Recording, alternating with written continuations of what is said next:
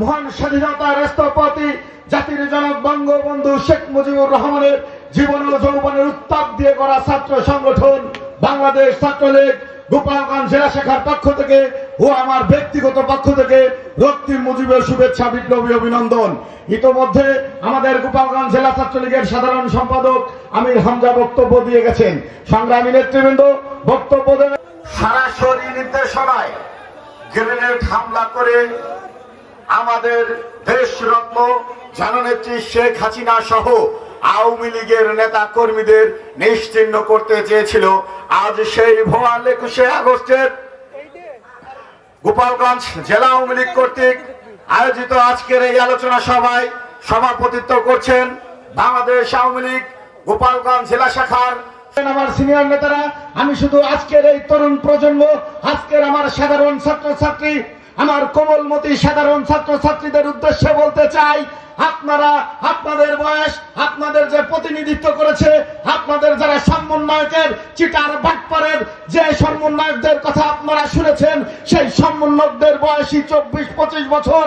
তারা এই 2004 সালে কি ঘটনা ঘটেছে, 2001 থেকে 2006 সাল পর্যন্ত এই জামাত বিএনপি এই আওয়ামী লীগের উপরে, এই দেশের সাধারণ মানুষের উপরে, এই দেশের সংখ্যালঘুদের উপরে কিভাবে স্টিম রুলার চালিয়েছে, কিভাবে নির্যাতন করেছে, কিভাবে অত্যাচার করেছে, আপনারা সেই ইতিহাস জানেন না। সংগ্রামী নেতৃবৃন্দ, আমার এই কোমলমতি সাধারণ ছাত্রছাত্রী ভাই বোনদের কাছে আমি উদাত্ত আহ্বান রাখবো, একটু সময় নিয়ে দয়া করে আপনারা 1 থেকে 6 সালের শাসন আমলটা দেখবেন, তাহলে আপনাদের সেই অন্ধ চোখটা অন্তত খুলে যাবে যে 2001 থেকে 2005 সাল পর্যন্ত এই বিএনপি জামাত এই কিভাবে এই দেশটাকে শাসন করেছে, কিভাবে হাওয়া ভবন সৃষ্টি করে কোটি কোটি টাকা তারা লোপাট করে বিদেশে পাঠিয়েছে। সংগ্রামী নেতৃবৃন্দ, আপনাদের সাক্ষী রেখে বলতে চাই, একটা নেতা কত টাকা ইনকাম করলে বিগত 16 বছর সে লন্ডনের মতো জায়গায় থেকে বিলাসবহুল জীবনযাপন করতে পারে, পার্টি চালাতে পারে। আপনাদের কাছে প্রশ্ন রেখে গেলাম, সাংবাদিক ভাইদের কাছে। আমি আমার সাধারণ ছাত্রছাত্রী ভাইদের উদ্দেশ্যে বলতে চাই, আপনাদের যেভাবে ব্যবহার করে, আপনাদের ব্যানারটা যেভাবে ব্যবহার করে ওই সার্জিস, ওই হাসনাতরা, আপনাদের আসিফরা যেভাবে আপনাদের ব্যবহার করে, তারা তাদের স্বার্থ হাসিল করেছে। তাদের উদ্দেশ্য ছিল রাষ্ট্র ক্ষমতায় আসীন হওয়া, তাদের উদ্দেশ্য সাধারণ ছাত্রছাত্রীর কথা তাদের কখনো মনে নেই। আপনারা দেখেছেন সাধারণ ছাত্রছাত্রী মারা যায়, তারা সেই জানাজায় যেতে পারে না, তারা শাহবাগে সমাবেশ করে।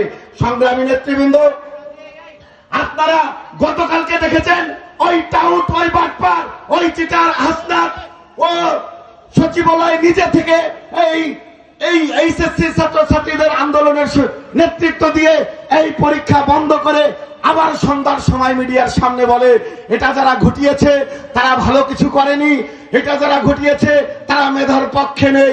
একই লোক একই মুখে একই দিনে 2 রকমের কথা বলে। এই চিটার বাটপারদের সাধারণ ছাত্রছাত্রীরা আপনারা এই গোপালগঞ্জের মাটি থেকে আপনারা সোচ্চার হবেন। আমি আমার গোপালগঞ্জের প্রত্যেকটা কলেজের সাধারণ ছাত্রছাত্রীদের কাছে উদাত্ত আহ্বান রাখবো, এই গোপালগঞ্জের পবিত্র মাটি থেকে প্রথম প্রতিবাদ শুরু হবে। সাধারণ ছাত্রছাত্রীরা আপনারা এই প্রতিবাদের নেতৃত্ব দিবেন।